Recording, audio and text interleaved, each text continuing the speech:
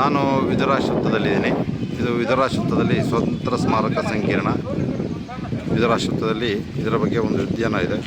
ಇಲ್ಲಿ ಇತಿಹಾಸ ಮತ್ತು ಸ್ವಾತಂತ್ರ್ಯ ಸ್ಮರಣೆಯ ನೆನಪಿಗಾಗಿ ಈ ಸ್ವಾತಂತ್ರ್ಯ ಸ್ಮಾರಕವನ್ನು ಕಟ್ಟಿದ್ದಾರೆ. ಇಲ್ಲಿಗೆ ಬೇರೆ ಬೇರೆ ಕಡೆಯ ಪ್ರವಾಸಿಗರು ಇಲ್ಲಿ ಬರ್ತಾರೆ.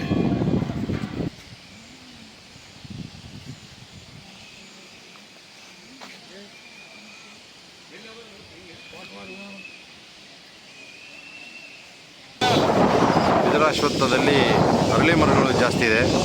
ಇಲ್ಲಿ ಬಾವಲಿಗಳು ಪ್ರತಿ ಮರದಲ್ಲಿ ತುಂಬಿಕೊಂಡಿದೆ. ಬೇರೆ ಬೇರೆ ಕಡೆಯಿಂದ ಬಂದಿರುವಂಥ ಪ್ರವಾಸಿಗರು ಇವರು.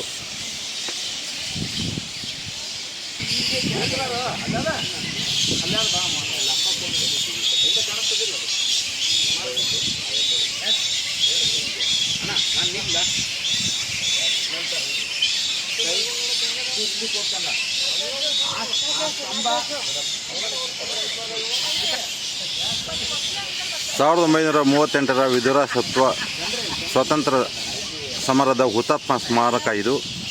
ಇದರಲ್ಲಿ ಭೀಮಯ್ಯ, ನಾಮ ಅಶ್ವತ್ಥನಾರಾಯಣ ಶೆಟ್ಟಿ, ನರಸಪ್ಪ, GT ಹನುಮಂತಪ್ಪ, ವೆಂಕಟಗಿರಿಯಪ್ಪ, ನರಸಪ್ಪ ಚೌಡೂರು,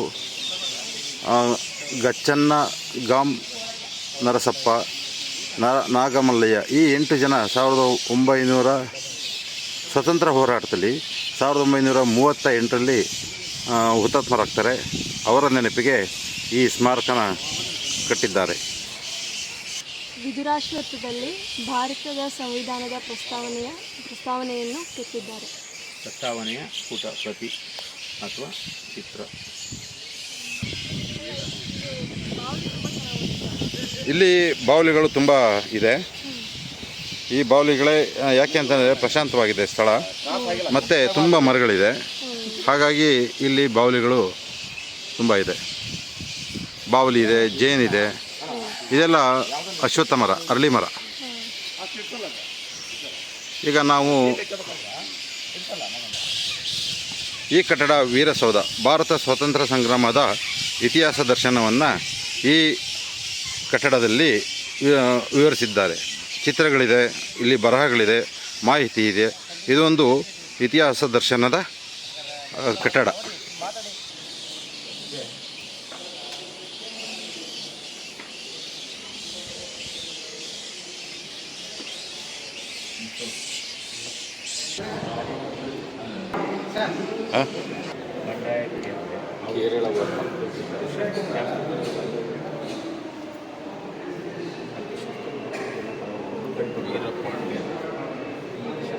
ಲಾರ್ಡ್ ವೆಲ್ಲೆಸ್ಲಿಯ ಚಿತ್ರ. ಟಿಪ್ಪು ಬಗ್ಗೆ ಲಾರ್ಡ್ ವೆಲ್ಲೆಸ್ಲಿ ಅಂತ ಹೇಳ್ತಾನೆ ಅಂದರೆ, ಟಿಪ್ಪುವನ್ನು ಸೋಲಿಸುವುದು ನನಗೆ ಸಾಧ್ಯವಾದರೂ ದೊಂಡೆಯನ್ನು ಹಿಡಿಯಲು ನಾನು ಎಂದಾದರೂ ಶಕ್ತನಾಗುವೆನೋ ಇಲ್ಲವೋ, ಭಗವಂತನೇ ಬೆಲ್ಲ ಎಂದು ಲಾರ್ಡ್ ವೆಲ್ಲೆಸ್ಲಿ ಹೇಳಿದ್ದಾರೆ.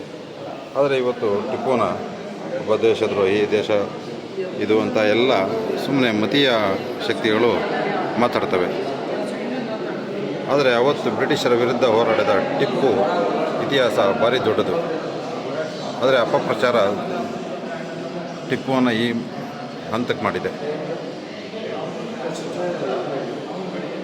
ಇಂಥ ಸ್ಮಾರಕಗಳು ಸಾರ್ವಜನಿಕರಿಗೆ ಒಂದು ಇತಿಹಾಸದ ಮಾಹಿತಿಯನ್ನು ಕೊಡ್ತವೆ. ಆದರೆ ಇಂಥ ಸ್ಮಾರಕಗಳಿಗೆ ಜನಸಾಮಾನ್ಯರು ಭೇಟಿ ನೀಡಬೇಕು. ಕಿತ್ತೂರು ಚೆನ್ನಮ್ಮನ ಹೋರಾಟದ ಚಿತ್ರಣ ಇಲ್ಲಿ ಚಿತ್ರಿಸಲಾಗಿದೆ. ಬ್ರಿಟಿಷರ ವಿರುದ್ಧ ಕರ್ನಾಟಕದಲ್ಲಿ ಸಶಸ್ತ್ರ ಹೋರಾಟಗಳು ನಡೀತವೆ. ಇದರಲ್ಲಿ ಸಂಗೊಳ್ಳಿ ರಾಯಣ್ಣ ಒಬ್ಬ ಪ್ರಮುಖ. ಕರ್ನಾಟಕದ ಸ್ವತಂತ್ರ ಹೋರಾಟದಲ್ಲಿ ಇಲ್ಲಿಯ ಚಿತ್ರಣಗಳು ಇದೆ. ಕೇರಳ ವೀರಪಾಂಡ್ಯನ್, ಕಟ್ಟಬೊಮ್ಮನ್, ವೇಲುತಂಬಿ ಮತ್ತು ಮುರುಡು ಸಹೋದರರು ಸ್ವತಂತ್ರ ಹೋರಾಟದಲ್ಲಿ ಹೇಗೆ ಭಾಗವಹಿಸಿದರು ಅನ್ನೋ ಚಿತ್ರಣ ಇಲ್ಲಿದೆ.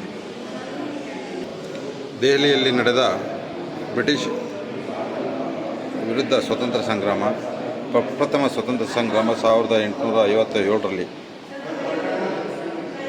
ಇದು ದೆಹಲಿಯಲ್ಲಿ ನಡೆದ ರಕ್ತಪಾತದ ಒಂದು ಘೋರ ದೃಶ್ಯ ಇದು.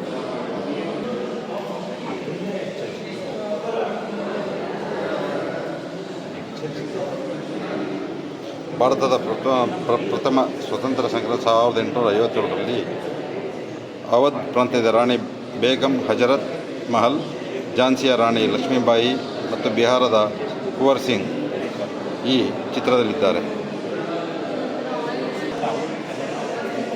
ಬ್ರಿಟಿಷರ ವಿರುದ್ಧ ಹೋರಾಡಿ ಮಡಿದ ನಾನಾ ಸಾಹೇಬ್, ಮಂಗಲ್ ಪಾಂಡೆ ಮತ್ತು ತಾತ್ಯಾ ಟೋಪಿ ಅವರ ಚಿತ್ರಣಗಳು. 1857ರಲ್ಲಿ ನಡೆದಂಥ ಭಾರತದ ಸ್ವತಂತ್ರ ಸಂಗ್ರಾಮದಲ್ಲಿ ಬ್ರಿಟಿಷರ ವಿರುದ್ಧ ಮುಂದಾಳತ್ವ ವಹಿಸಿ 2ನೇ ಬಹದ್ದೂರ್ ಶಾ ಮತ್ತು ಅವನ ಮಡದಿ ಜಿನತ್ ಮಹಲ್ ಶಾನನ್ನು ಬಂಧಿಸಿ ರಂಗೂನ್ಗೆ ಗಡೀಪಾರು ಮಾಡಲಾಯಿತು. ಅವನು ಅಲ್ಲಿ ಅನಾರೋಗ್ಯಕ್ಕೆ ತುತ್ತಾಗಿ ಸತ್ತೋದ.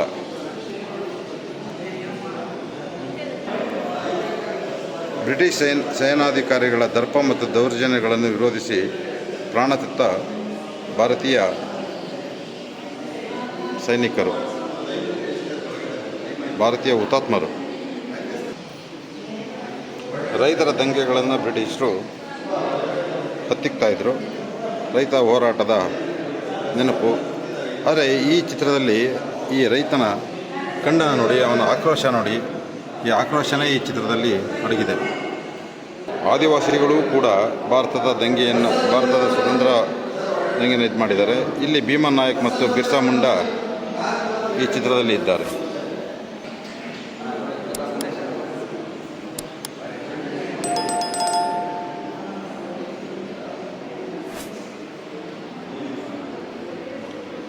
ಚಂದ್ರಶೇಖರ್ ಆಜಾದ್ ಅವರ ಆತ್ಮಾಹುತಿ ಈ ಚಿತ್ರ. 1916ರಲ್ಲಿ ಹೋಮ್ ರೂಲ್ ಲೀಗ್ ಚಳವಳಿನ ಮಾಡಿದಂಥ ಪುಣ್ಯಾತ್ಗಿದ್ದೆ ಆ್ಯನಿ ಬೆಸೆಂಟ್. ಇದು ಜಲಿಯನ್ ವಾಲಾಬಾಗ್ನ ಹತ್ಯಾಕಾಂಡದ ಚಿತ್ರಣ. ಆದರೆ ಇದು ಏಪ್ರಿಲ್ 13ರಂದು 1919ರಲ್ಲಿ 1,000 ಜನರು ಬ್ರಿಟಿಷರ ಗುಂಡಿಗೆ ಬಲಿಯಾದರು ಅಂತ ಒಂದು ಅಂದಾಜಿದೆ. ಇದು ಜಲಿಯನ್ ವಾಲಾಬಾಗ್ ಹತ್ಯಾಕಾಂಡ.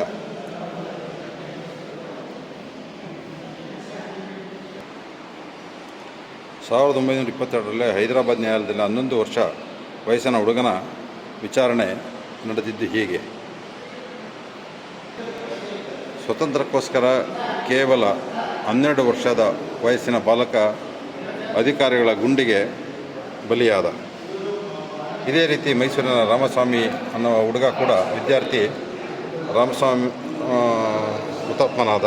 ಅವನ ನೆನಪಿಗೆ ಮೈಸೂರಿನಲ್ಲಿ ರಾಮಸ್ವಾಮಿ ಸರ್ಕಲ್ ಅಂತ ಇದೆ. 1915ರಲ್ಲಿ ಭಾರತಕ್ಕೆ ಬಂದ ಮಹಾತ್ಮ ಗಾಂಧೀಜಿ ಅಲ್ಲಿ ಸ್ವತಂತ್ರ ಚಳುವಳಿಗೆ ಧುಮುಕಿದ ಮಹಾತ್ಮ ಗಾಂಧಿಯವರ ಚಿತ್ರಣ. ಅಸಹಕಾರ ಚಳುವಳಿಯಲ್ಲಿ ಗಾಂಧೀಜಿಯವರು 1930ರಲ್ಲಿ ಮಾರ್ಚ್ 13ರಂದು ನಡೆದ ಚಳುವಳಿಯ ಚಿತ್ರಣ. ಅದು ಸಬರಮತಿ ಸಂಕಲ್ಪ ಅಂತ ಜನಮಾನಸದಲ್ಲಿ ಜಾಗೃತಗೊಂಡ ಹೋರಾಟದ ಕಿಚ್ಚು.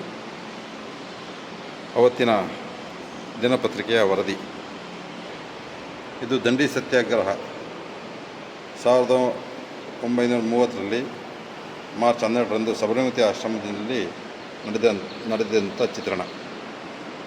ಸಬರಮತಿ ಆಶ್ರಮದಿಂದ 12/3/1930ರಲ್ಲಿ ಹೊರಟ ನಡಿಗೆ 6/4/1990ರಲ್ಲಿ ದಂಡಿಯಲ್ಲಿ ಈ ಕಾಯ್ದೆ ಭಂಗ ಚಳವಳಿಯ ಮೊದಲನೇ ಹಂತ ಉಪ್ಪಿನ ಸತ್ಯಾಗ್ರಹ. ಇದು ದಂಡಿ ಸತ್ಯಾಗ್ರಹ ಅಂತಲೇ ಇತಿಹಾಸದಲ್ಲಿ ಫೇಮಸ್ ಆಗಿದೆ. ವಿದುರಾಶ್ವತ್ಥದಲ್ಲಿ ನಡೆದಂತಹ ಹತ್ಯಾಕಾಂಡನ ಈ ಚಿತ್ರದಲ್ಲಿ ಚಿತ್ರಿಸಲಾಗಿದೆ. ಇದು ತುಂಬ ಇಂಪಾರ್ಟೆಂಟ್. ಇದು 1938ರಲ್ಲಿ ವಿದುರಾಶ್ವತ್ಥ ಹತ್ಯಾಕಾಂಡ. ದಕ್ಷಿಣದ ಜಲಿಯನ್ ವಾಲಾಬಾಗ್ ಅಂತಲೇ ಇದನ್ನು ಕರೀತಾರೆ. ಇದನ್ನು ಇಂಗ್ಲೀಷ್ನಲ್ಲಿ ಹೇಳಿದರೆ ಜಲಿಯನ್ ವಾಲಾಬಾಗ್ ಹತ್ಯಾಕಾಂಡದ ಮಾಹಿತಿ.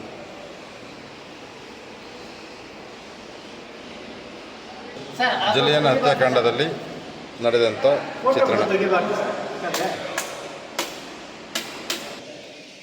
ಭಾಳ ಚೆನ್ನಾಗಿದೆ ಅದ್ಭುತ ಕಲೆಕ್ಷನ್.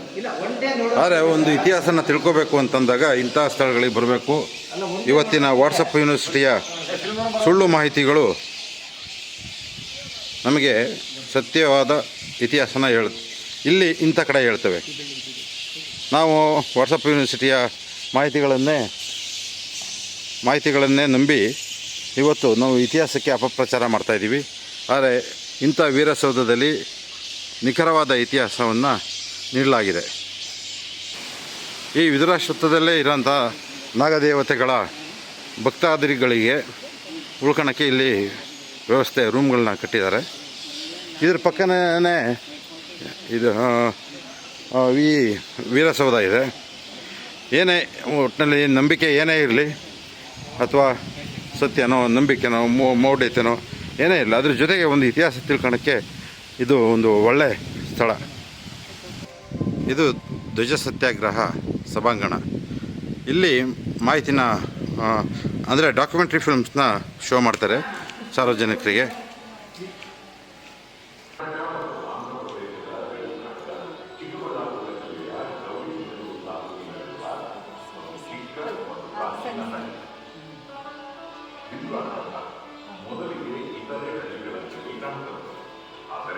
ನಂತರ ಬ್ರಿಟಿಷರು ಭಾರತದಲ್ಲಿ ಅದರ ವಸಾಹತು ಪ್ರಭುಗಳಾಗಿ ಭದ್ರವಾಗಿ ನೆಲೆಯೂರಿದರು. ಆ ವೇಳೆಯಲ್ಲಿ ಜನರ ಜ್ವಲಿಸುತ್ತಿರುವ ಅಸಹನೆ ಹಲವಾರು ಸ್ಥಳೀಯ ಹೋರಾಟಗಳಲ್ಲಿ ವ್ಯಕ್ತಗೊಂಡಿತು. ಮೀರಟ್ನಲ್ಲಿ ಭಾರತೀಯ ಸೈನಿಕರ ಬಂಡಾಯದಿಂದ ಪ್ರಾರಂಭವಾದ 1857ರ ಸಿಪಾಯಿ ದಂಗೆ ಕ್ಷಿಪ್ರವಾಗಿ ಎಲ್ಲೆಡೆ ಹರಡಿತು ಮತ್ತು ಬ್ರಿಟಿಷ್ ಆಡಳಿತಕ್ಕೆ ಸವಾಲಾಯಿತು. ಬ್ರಿಟನ್ನಿನ ರಾಣಿ ವಿಕ್ಟೋರಿಯಾ ಭಾರತದ ರಾಣಿಯಾಗಿ ನಾಮಾಂಕಿತಗೊಂಡರು. ಹಾಗಾಗಿ ಭಾರತದ ಪ್ರಾಂತ್ಯಗಳ ಆಂತರಿಕ ವ್ಯವಹಾರಗಳಲ್ಲಿ ಹಸ್ತಕ್ಷೇಪ ಮಾಡಲು ಬ್ರಿಟಿಷ್ ಸರ್ಕಾರಕ್ಕೆ ಅಪರಿಮಿತ ಅಧಿಕಾರಗಳನ್ನು ನೀಡಿದರು. ವಿವೇಕಾನಂದ, ಬಂಕಿಂಚಂದ್ರ ಚಟ್ಟೋಪಾಧ್ಯಾಯ ಮತ್ತು ಈಶ್ವರಚಂದ್ರ ವಿದ್ಯಾಸಾಗರರಂತಹ ಸಮಾಜ ಸುಧಾರಕರು ರಾಷ್ಟ್ರೀಯ ಚಳುವಳಿಗೆ ಮಾರ್ಗದರ್ಶನ ನೀಡುವಂತಹ ನಾಯಕತ್ವ ವಹಿಸಿಕೊಂಡರು. ರಾಜಕೀಯ ಗತಿಯನ್ನು ಬದಲಾಯಿಸಲು ಶಿಕ್ಷಿತ ಮಧ್ಯಮ ವರ್ಗ 1885ರಲ್ಲಿ ಸ್ಥಾಪನೆಯಾದ ಭಾರತೀಯ ರಾಷ್ಟ್ರೀಯ ಕಾಂಗ್ರೆಸ್ ಮತ್ತು ಐಕ್ಯಮತ್ಯ ಹೋರಾಟದ ಮೌಲ್ಯವನ್ನು ಕೈಗೆತ್ತಿಕೊಳ್ಳಲು ಬಹುಬೇಗ ಉತ್ತೇಜಿತಗೊಂಡಿತು. ಬಾಲಗಂಗಾಧರ ತಿಲಕ್ ಮತ್ತು ಅರವಿಂದ್ ಘೋಷ್ರಂತಹ ಪ್ರಬಲ ಹೋರಾಟಗಾರರು ಸ್ವದೇಶಿ ಚಳುವಳಿಯನ್ನು ಪ್ರಾರಂಭಿಸಿದರು. ಇದೇ ಸಮಯದಲ್ಲಿ ಇನ್ನೊಂದೆಡೆ ದಾದಾಭಾಯಿ ನವರೋಜಿ ಅವರು ಸ್ವರಾಜ್ಯವನ್ನು ಪಡೆಯಲು ಕರೆ ನೀಡಿದರು. ಅಪಾಯವನ್ನು ಅರಿತ ಬ್ರಿಟಿಷ್ ಸರ್ಕಾರ ಒಡೆದು ಆಳುವ ನೀತಿಯನ್ನು ಅನುಸರಿಸಿತು ಮತ್ತು ಬಂಗಾಳದ ವಿಭಜನೆಗೆ ಆದೇಶ ಹೊರಡಿಸಿತು. ರಾಜಧಾನಿಯನ್ನು ಕಲ್ಕತ್ತಾದಿಂದ ದೆಹಲಿಗೆ ವರ್ಗಾಯಿಸಿತು. ಸ್ವಾತಂತ್ರ್ಯದಲ್ಲಿ ಯಾತ್ರೆಯ ಸಮಯ, ಸುಗ್ಗಿಯನ್ನು ಆಚರಿಸಲು ಶಾಖ ಹಬ್ಬ. ಗೋಲ್ಡನ್ ಟೆಂಪಲ್ ಪಕ್ಕದ ಅಂಗಳದಲ್ಲಿ ನೂರಾರು ಜನ ಶಾಂತಿಯುತವಾಗಿ ಸಭೆ ಸೇರಿದರು. ರಾಷ್ಟ್ರೀಯ ನಾಯಕರು ಬ್ರಿಟಿಷ್ ಆಡಳಿತದ ಅನ್ಯಾಯಗಳನ್ನು ಪಟ್ಟಿ ಮಾಡುತ್ತಾ ಸ್ವಾತಂತ್ರ್ಯ ಚಳುವಳಿಯನ್ನು ಸೇರಲು, ಮಾತನಾಡಲು ಮತ್ತು ಪ್ರತಿಭಟಿಸಲು ಜನರನ್ನು ಪ್ರಚೋದಿಸುತ್ತಾ ನೆರೆದಿದ್ದವರನ್ನು ಉದ್ದೇಶಿಸಿ ಮಾತನಾಡುತ್ತಿದ್ದರು.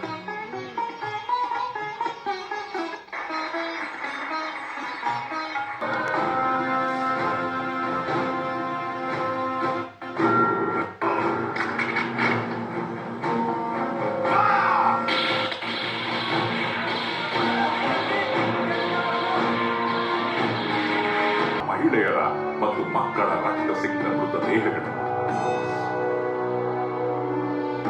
ಅಸಹಾಯಕತೆಯ ಪ್ರತಿಧ್ವನಿ, ಯಾರಲ್ಲಾದರೂ ನಡುಕ ಹುಟ್ಟಿಸುತ್ತ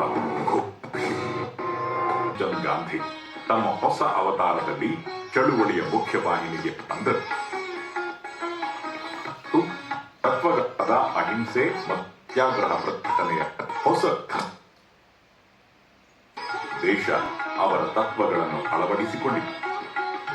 ಇಡೀ ದೇಶವೇ ಅವರ ಹಿಂದೆ ಹೊರಟು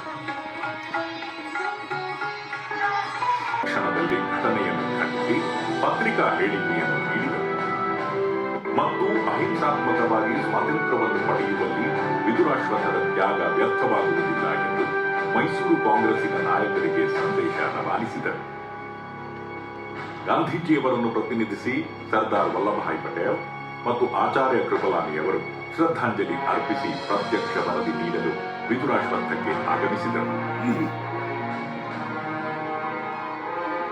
ಇಂತಹ ತ್ಯಾಗದಿಂದ ಪ್ರಜ್ವಲಿಸಿದ ಸ್ವಾತಂತ್ರ್ಯದ ಸ್ಫೂರ್ತಿ ತನ್ನ ಅತ್ಯುನ್ನತ ಶಿಖರವನ್ನೇರಿತು.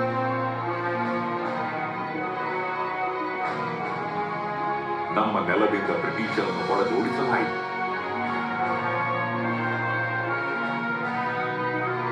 ನಾವು ಕಳೆದುಕೊಂಡಿದ್ದ ದೇಶದ ಸ್ವಾತಂತ್ರ್ಯ, ಜೀವನ ಸ್ವಾತಂತ್ರ್ಯ ಮತ್ತು ವಾಕ್ ಸ್ವಾತಂತ್ರ್ಯಗಳನ್ನು ಮತ್ತೊಮ್ಮೆ ಅನುಭವಿಸುವಂತಾಯಿತು.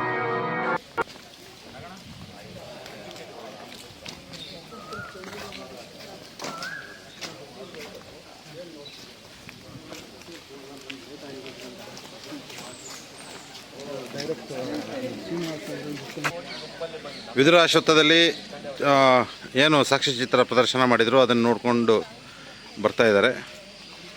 ಇವರೆಲ್ಲ ಕರ್ನಾಟಕದ ವಿವಿಧ ಭಾಗಗಳಿಂದ ಬಂದಂಥ ಪ್ರವಾಸಿಗರು.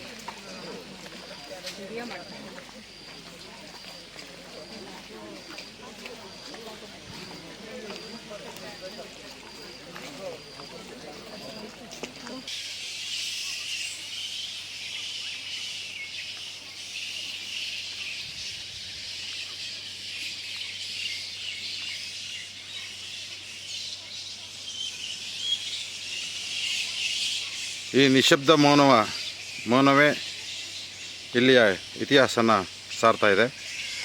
ಆದರೆ ಈ ಸ್ವತಂತ್ರ ಹೋರಾಟಕ್ಕೆ ಈ ಜಾಗನ ಸೆಲೆಕ್ಟ್ ಮಾಡೋಕ್ಕೆ ಪ್ರಮುಖ ಕಾರಣ ಇಲ್ಲಿ ನಾಗದೇವತೆಗಳ ದೇವಸ್ಥಾನಕ್ಕೆ ಬರ್ತಿದ್ದಂಥ ಭಕ್ತಾದಿಗಳು ಹಾಗೂ ದೇವಸ್ಥಾನದ ಆಚರಣೆಗೆ ಬರ್ತಿದ್ದಂಥ ಭಕ್ತಾದಿಗಳು ಸೇರುವ ಸ್ಥಳ ಆಗಿದ್ದರು. ಹಾಗಾಗಿ ಸ್ವತಂತ್ರ ಚಳವಳಿಗೆ ಈ ಜಾಗವನ್ನು ಆಯ್ಕೆ ಮಾಡಲಾಗಿದೆ. ಹಾಗೆಯೇ ಈ ಹುತಾತ್ಮ ಸ್ಮಾರಕನ ಇಲ್ಲಿ ಕಟ್ಟಿದ್ದು. ಯಾಕೆಂತಂದರೆ ಹುತಾತ್ಮ ಆಗಿದ್ದ ಸ್ಥಳ ಈ ದೇವಾಲಯದ ಸುತ್ತಮುತ್ತ. ಹಾಗಾಗಿ ಭಾರತದ ಇತಿಹಾಸ, ಸ್ವತಂತ್ರ ಇತಿಹಾಸದ ದಾಖಲೀಕರಣ ಇಲ್ಲಿ ನಡೆದಿದೆ.